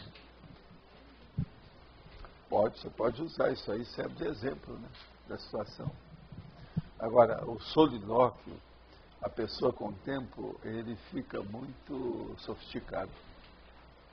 As reflexões de uma pessoa de 15 anos não é a mesma de outra de 70 anos. Então, a experiência, ela amplia demais dentro da cabeça da pessoa e o solilóquio é muito mais enriquecido. Ela tem mais o problema da associação de ideias, a dissociação e tudo mais que pode ser feito. Isso aí melhora. Está entendendo? Então, isso é outra coisa. É aquilo que eu falo, por exemplo, uma pessoa de 15 anos, se nós vamos fazer aqui um jogo de processo de palavras, o meu dicionário é maior do que o dessa pessoa. Pode ser quem for, com 15 anos não vai me aguentar. Você está entendendo? Devido ao problema de eu ter uma visão maior, o repositório meu é maior. É o jogo de palavras. Eu jogo em palavras há muitos anos. Eu com 75 anos, você pensa bem, uma pessoa com 15, eu sou 400% a mais do que ela, em matéria de entesouramento de ideias. Pensa nisso. O povo não dá valor para esse negócio de idade, isso é um negócio seríssimo. Tanto para julgar a pessoa no buraco, como também para tirar do buraco. Você tem que saber usar. 15 para 75, gente. Professor Valdo. É terrível pensar nisso. Professor Valdo. No caso, por exemplo, no caso de pessoas, por exemplo, em casos terminais, por exemplo, e doenças oncológicas, ela tem uma expectativa de vida, às vezes pequena, às vezes vai manter a qualidade de vida. Isso pode ser considerado em algum momento um pseudo-bem? Você dá uma droga para poder postergar a questão Isso aí tem que ver o caso, examinar. Aí é o negócio da ortotanásia. Porque a ortotanásia vem para poder ajudar nessa condição. Pois é, mas tem que ver, né? Ortotanásia, cada caso isso aí é complexo. A gente não pode generalizar, tem que ver. Vamos examinar o caso que a gente examina, vamos ver o que dá. Há muitos fatores que incidem nisso. Aquela pessoa, por exemplo, ela é líder de alguma coisa ou ela é dependente? O que ela fez até ali? Como é que é? Qual o passado dela? Qual a anamnese que tem dela? Eu não posso falar uma coisa dela, generalizar não dá. Entendi. Tem que pegar uma pessoa está na UTI, tem que examinar o passado dela. Por que ela chegou ali? Ninguém vai à UTI à toa. Fala dessa questão do solilóquio, não. A questão ou a câmera de reflexão, que talvez acho que é a mesma coisa. A câmera de reflexão e o solilóquio evolutivo é mais ou menos sinônimo. Agora, eu estou dizendo, porque isso tem aparecido em vários verbetes. Tem. Agora Porque o povo aqui não tem visão de conjunto e nem para muito para pensar. Eu acho que dentro de uns 5 anos, muita gente aqui vai melhorar. Vai começar a entender, vai ficar mais profundo em matéria de observação. 5 anos. Mas tem muitos aqui que já conseguiram isso. Mas nós somos 5 anos. Lembra que eu falava um negócio de 5 anos? Ninguém entendia o que é isso. Mas até a técnica, é lógico, existem laboratórios aí que você pode fazer isso, mas estando em casa, o ideal é você se fechar. 5 anos não é nada. Eu estou mais preocupado com a técnica de eu fazer a câmera de reflexão. Estou lá em casa, sei lá, eu entraria num quarto, sem barulho. Em qualquer lugar que você esteja, se você é bom, você isola sua consciência do resto. Vamos supor que você vai para o boate e começa a fazer a reflexão na boate. Com todo barulho que tem, as mulheres peladas lá no palco, não interessa. Tá certo? Ou se não, você vai lá na Itália, perto do Etna, quando ele estiver explodindo e você está lá. O pessoal dançando tarantela, eu fico no meio. Isso, é isso aí. Não, mas em qualquer lugar, meu ideal é um local, sei lá, sem muito barulho. Não, sempre ajuda, né? E outra coisa, o ideal também é você escurecer. Mas eu agora, precisa ter cuidado para você não dormir. Eu, como técnica de ficar... Os laboratórios estão tudo aí para isso, né? Mas horas, você pode fazer uma técnica de horas, como câmera de reflexão. Você sabe que já teve um amigo nosso que queria fazer de um laboratório o escritório dele, né? Como laboratório, ótimo também. Agora, aí nós demos o contra. A gente não pode desvirtuar, prostituir uma coisa que foi feita. Isso seria um insulto aos amparadores. Igual o cara vai lá para resolver negócio, não dá, né? Ficar lá só para isso? Não acha que é espúrio?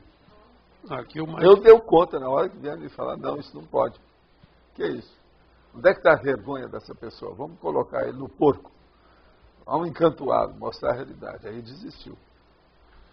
Mas agora outra pergunta. Esse solilóquio, você comumente faz? Eu vivo em solilóquio, né? Quando eu não estou falando, o cara falar que eu falo demais.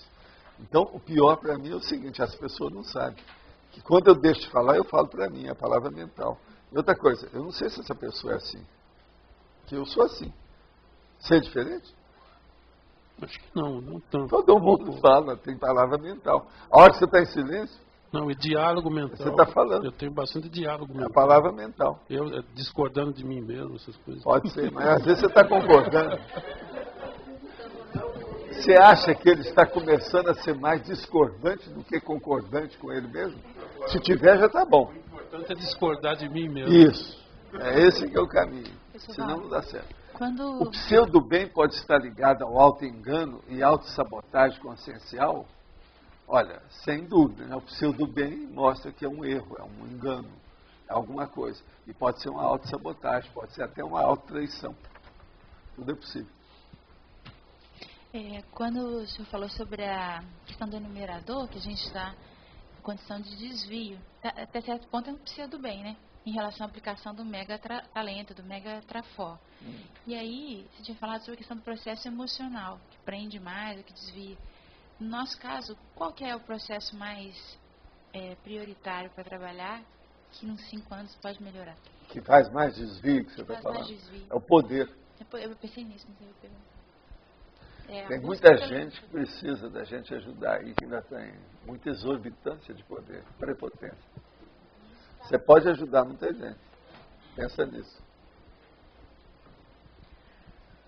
Professor, o senhor fala na dúvida, abstenha-se. No caso, por exemplo, é melhor praticar o pseudo-bem do que não praticar bem nenhum?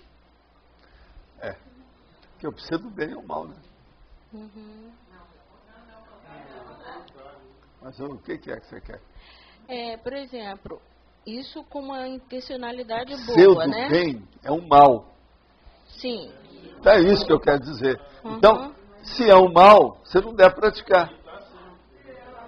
Vamos evitar. Sim, mas o senhor colocou que na sua vida tem 60% de pseudo-bem. E se não houvesse praticado esse pseudo-bem, seria melhor? Se tivesse omissão? O problema é esse. É porque está faltando. O meu pseudo-bem é a ausência do bem. Eu ainda não pratiquei. É o trafal. Você o traço faltante. Entendi. Você está faltando aí, pelo menos uns 30%. Para ser serenão, né? E como? Professor, no caso, por exemplo, um psicoterapeuta, ele atende um marginal que ele recebeu uma bala e está assim, ficou paraplégico.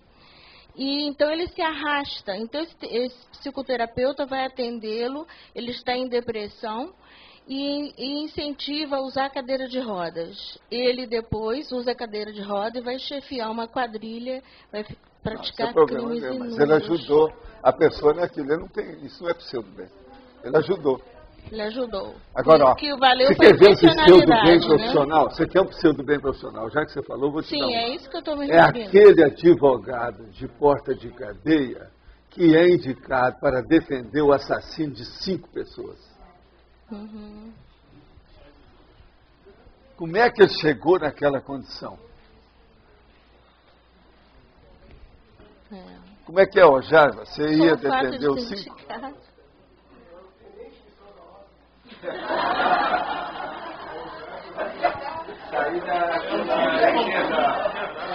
Saída pela direita. Leão da montanha. Saída pela esquerda. Aqui, em vista da sua ausência, eu vou recapitular todos os fatos. É assim que fala, né? No tribunal. E o cara anda daqui para lá. Alô? Então, senhor Jarbas, o problema todo se resume apenas num fato. Se o senhor, por exemplo, na sua condição de causídico eminente e brilhante, vai ser indicado pelo tribunal para defender aquele massacrador, olha o termo que eu estou usando, é o cara que comete massacre, um massacrador de 5 pessoas, que ele matou a queima-roupa com 5 balas em cada um. O senhor, como é que o senhor sai dessa? O senhor é obrigado, pelas circunstâncias profissionais, a defender os 5? Também respondendo com base nos fatos. As circunstâncias factuais não me obrigam a defender quem quer que seja. Pois então, você defenderia? Não, eu quero sim ou não. Não, eu não tenho estrutura. Hoje, o meu nível... Então agora, vem a segunda pergunta. Como se você tivesse... Você defenderia? Se eu tivesse estrutura, é uma condição hipotética e eu não seria eu. Então, por exemplo,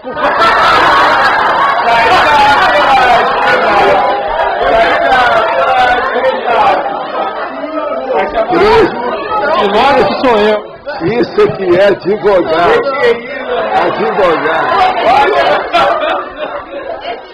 Agora, gente, desse jeito você vai conseguir. Vamos agora à nota. Presta atenção. Às vezes, vamos pegar outra coisa. Parece um jogo de palavras, mas não é. Eu estou falando, eu com a minha estrutura, não defenderia, não entraria. Vamos supor que você tivesse a estrutura total e um escritório de advocacia, que é o melhor da praça. E eles então indicaram. Você toparia ou não? Eu só posso emitir um juízo de opinião nesse fato, pautando o que eu sou aqui agora, da Zain, do presidente. Não! Como é que eu vou ter? Esse é um caso hipotético. Eu não iria defender. Aqui. Então, eu vou dar o resumo da sua posição.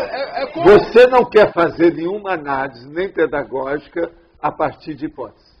Nenhuma análise, não. Nesse caso... Não, nenhuma análise. Não. Porque isso aí é uma hipótese. Você não quer...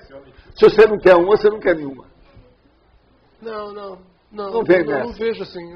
Geralmente é o problema, mas não é. Mas do ponto de vista normal. Agora, então, vamos entender. Essa última pergunta para você. Essa aí você pode responder porque não mexe com você. É só a sua opinião que eu vou pedir. Não banca o advogado, não salta de banda. Presta atenção, não escorrega. Olha só. Quando o advogado topou a parada de ir lá defender os 5, ele está cometendo um pseudo-bem? Isso é que é simulado de júri que nós estamos fazendo aqui, e com advogado como réu. Agora, professor... Não, responda, sim ou não? Cris, você examinou? Quem é mais que advogado aí hoje? Quem é mais? Eu acho que está cometendo um pseudo-bem.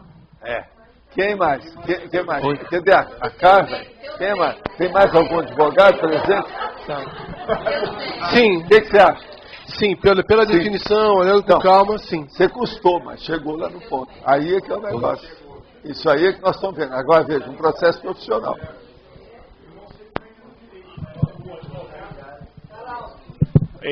Não sei como é no direito, mas o advogado ele não pode alegar a questão da objeção de consciência, mesmo que ele seja... não é obrigado. Eu sei disso, ele sabe, nós todos sabemos. Ele não é obrigado. Então todo mundo que aparece é porque quer fazer, quer aparecer. Tem gente que quer aparecer porque vai para os jornais, vai para a mídia, aqui vai ajudar um outro caso dentro da frente.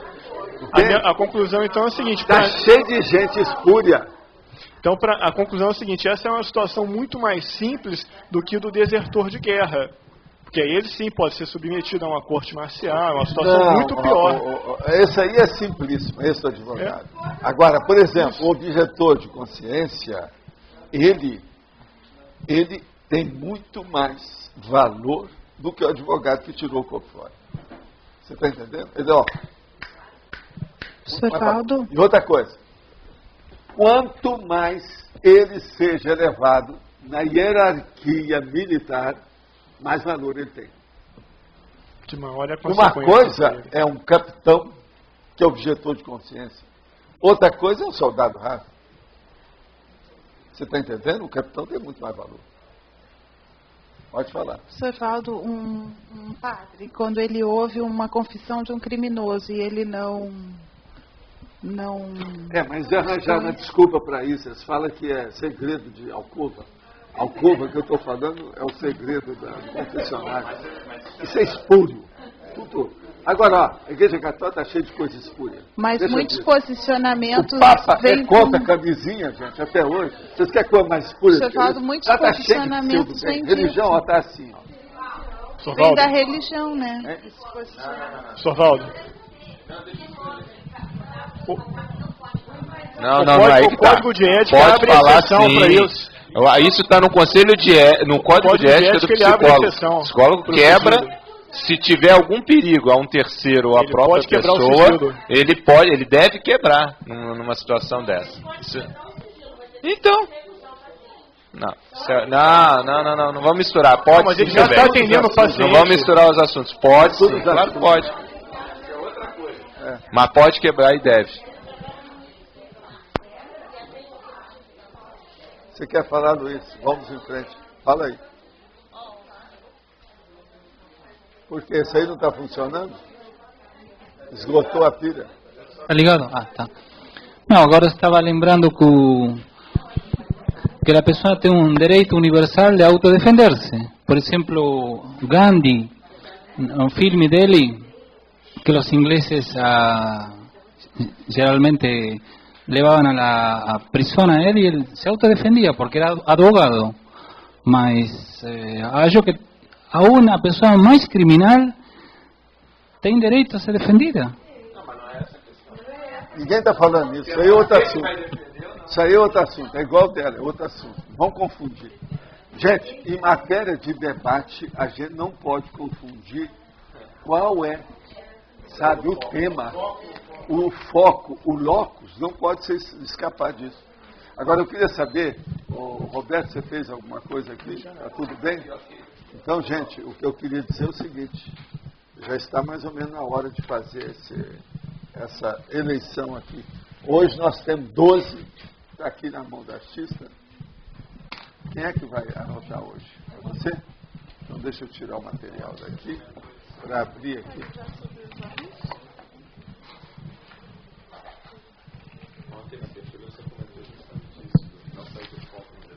Pois é, mas não pode. As pessoas verbetes novos. E saem toda hora. Né? Melim, objeto ajustado, trabalho antilucano, verbetes antigos, década, incivilidade, localização, operação, prerrogativa, primo-ponente, referência, taxologia da segurança e usabilidade.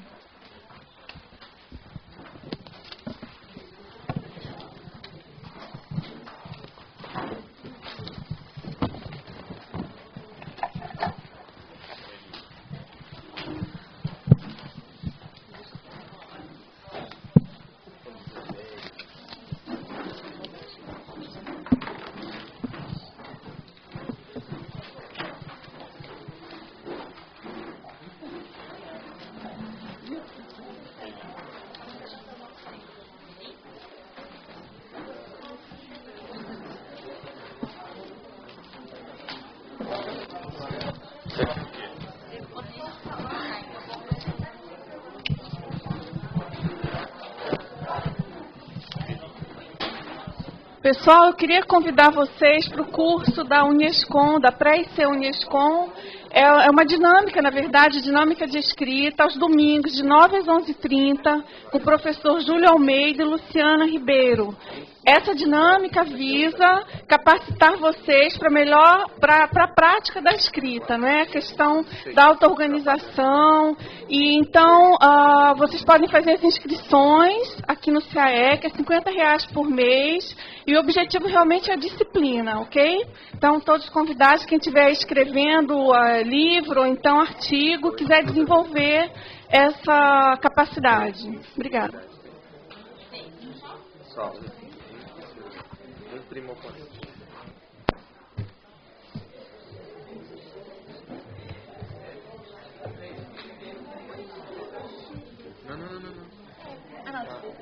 Década está em 9.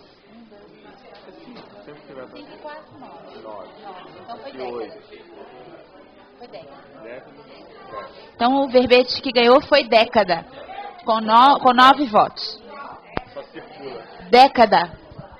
Circula e foi 9. Obrigada. Vamos ver a década. Isso vai ser interessante.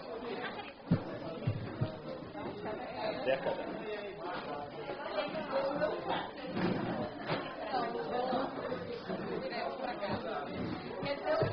Agora a gente tem que guardar.